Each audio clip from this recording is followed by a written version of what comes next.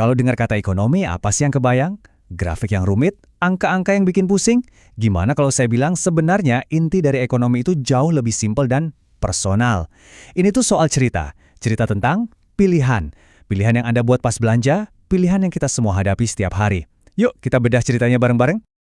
Oke, jadi untuk ngebongkar cerita ini, kita bakal lewatin 5 babak utama.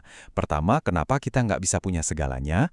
Terus kita lihat harga asli dari tiap pilihan. Lanjut, kedua sisi yang ada di pasar, gimana mereka menari antara penawaran dan permintaan. Dan terakhir, gimana mereka nemuin titik temu yang pas. Udah siap? Langsung aja kita mulai. Bagian pertama, kita mulai dari akar masalahnya. Kenapa sih kita nggak bisa punya semua yang kita mau? Ini nih pertanyaan yang kita semua hadapi kan? Nggak peduli Anda punya uang banyak atau pas-pasan, pasti selalu ada aja sesuatu yang nggak bisa kita dapetin. Nah, percaya atau nggak, dari pertanyaan simpel inilah seluruh ilmu ekonomi itu lahir. Jawabannya cuma satu kata, kelangkaan. Gini deh, coba bayangin, sehari itu kan cuma ada 24 jam. Anda pengen kerja, olahraga, nongkrong sama temen, plus tidur yang cukup. Bisa nggak semuanya dilakuin maksimal? Nggak mungkin kan? Nah, waktu Anda itu langka. Dan itulah inti dari kelangkaan. Keinginan kita itu nggak ada batasnya, tapi sumber daya kita, entah itu waktu, uang, atau tenaga, selalu terbatas. Inilah problem fundamental yang coba dipecahkan sama ekonomi. Nah, karena kita nggak bisa punya segalanya, ya mau nggak mau kita harus milih. Dan ternyata, setiap pilihan itu punya harga tersembunyi yang nggak ada di label. Yuk, kita bedah di bagian kedua ini. Pilihan itu bisa dibilang efek samping yang pasti ada dari kelangkaan. Contohnya simpel. Anda milih nonton pembahasan ini, artinya Anda nggak lagi tidur siang. Perusahaan milih bikin ponsel, berarti di saat yang sama mereka nggak bikin laptop. Pemerintah bangun jalan tol, berarti dana itu nggak dipakai buat bangun sekolah baru. Intinya, setiap kita bilang ya untuk sesuatu, pasti ada tidak untuk hal lainnya. Nah, harga tersembunyi tadi itu punya nama keren di dunia ekonomi. Biaya peluang atau opportunity cost. Konsepnya kuat banget loh. Biayanya itu bukan cuma soal uang yang keluar, tapi nilai dari kesempatan terbaik yang Anda korbankan. Jadi, pas Anda milih A, biaya peluangnya itu adalah semua kesenangan atau keuntungan yang bisa Anda dapat dari B, pilihan terbaik kedua Anda. Dan ini berlaku buat semua orang, di semua level. Coba lihat, buat kita sebagai individu, kalau milih beli ponsel baru, biaya peluangnya ya mungkin liburan akhir tahun yang batal. Buat perusahaan yang milih bangun pabrik mobil, biaya peluangnya ya keuntungan yang bisa didapat dari pabrik motor. Sampai ke pemerintah, kalau mereka bangun rumah sakit, biaya peluangnya bisa jadi sekolah baru. Selalu ada yang dikorbankan. Oke, terus di mana semua pilihan dan pengorbanan ini terjadi? Jawabannya di pasar. Nah, di bagian ini kita kenalan yuk sama dua pemain utama di arena ini. Bayangin aja, pasar itu kayak panggung drama. Ada dua aktor utamanya. Di satu sisi ada kita nih, rumah tangga. Kita yang pengen beli barang, kita yang menciptakan permintaan.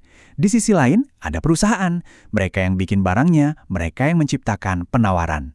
Nah, pasar itu ya panggungnya, tempat mereka ketemu dan berinteraksi. Oke, kita mulai dari sisi kita dulu, sebagai konsumen. Logikanya gampang banget, dan ini kita alamin tiap hari. Misal, harga kopi langganan Anda tiba-tiba naik 2 kali lipat. Gimana? Pasti mikir-mikir kan buat beli? Atau jadi lebih jarang beli? Sebaliknya, pas ada diskon gede, wih, rasanya pengen borong. Nah, itulah yang disebut hukum permintaan. Contohnya bisa kita lihat di data ini. Lihat deh, waktu harganya murah cuma 50 sen, orang mau nelpon sampai 25 kali. Tapi begitu harganya meroket jadi $10, orang jadi nelpon cuma sekali sebulan. Kelihatan banget polanya, makin mahal, makin sedikit yang mau beli. Nah, kalau semua angka di tabel tadi kita gambar di grafik, bakal terbentuk sebuah garis yang miring ke bawah. Kenapa? Ya karena itu nunjukin hubungan tadi. Pas harga lagi tinggi di atas, jumlah yang dibeli sedikit. Pas harga turun, jumlah yang dibeli makin banyak. Itulah yang namanya kurva permintaan.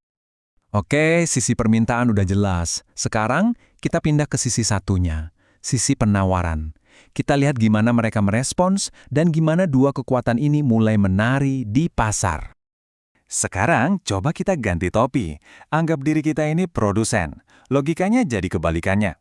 Kalau harga barang yang Anda jual naik, Anda bakal produksi lebih sedikit atau lebih banyak? Ya jelas lebih banyak dong, keuntungannya kan makin gede. Nah, inilah inti dari hukum penawaran. Kita lihat lagi datanya, kali ini untuk kedelai. Waktu harganya cuma 1,75 dolar, petani cuma mau masuk 10.000. Tapi, coba lihat, pas harganya naik jadi 4 dolar. Jumlah yang dipasok langsung loncat jadi 45.000. Jelas banget kan, harga yang lebih tinggi itu jadi insentif yang kuat banget buat produsen. Sama kayak tadi, kalau data ini kita jadiin grafik, hasilnya adalah kurva yang miring ke atas. Kebalikannya dari permintaan. Kenapa miring ke atas? Ya karena ini nunjukin pas harga naik, jumlah yang ditawarkan juga ikut naik. Itulah kurva penawaran. Nah, ini ada satu hal penting banget yang harus kita bedain. Coba bayangin kurva permintaan es krim. Kalau yang berubah itu cuma harga es krimnya, misalnya jadi lebih murah, kita cuma akan bergerak di sepanjang kurva itu. Tapi, gimana kalau yang berubah itu bukan harga, tapi cuaca jadi panas banget? Nah, ini faktor lain. Sekarang di harga berapapun, orang bakal pengen beli lebih banyak es krim kan? Ini bukan lagi pergerakan, tapi seluruh kurvanya yang bergeser ke kanan. Bisa bedain antara bergerak dan bergeser? Ini kunci banget loh buat ngerti pasar. Oke, jadi sekarang kita punya dua kekuatan yang saling tarik-menarik. Pembeli maunya harga murah, penjual maunya harga mahal. Terus gimana dong? Nah, di bagian terakhir ini, kita akan lihat gimana mereka akhirnya bisa nemuin kesepakatan. Jadi, gimana caranya pembeli dan penjual ini bisa sepakat soal harga? Kan maunya beda. Titik temunya di mana? Jawabannya ada di satu titik yang bisa dibilang ajaib, di mana tarian penawaran dan permintaan ini akhirnya nemuin harmoninya. Titik itu namanya equilibrium. Inilah sweet spot-nya pasar.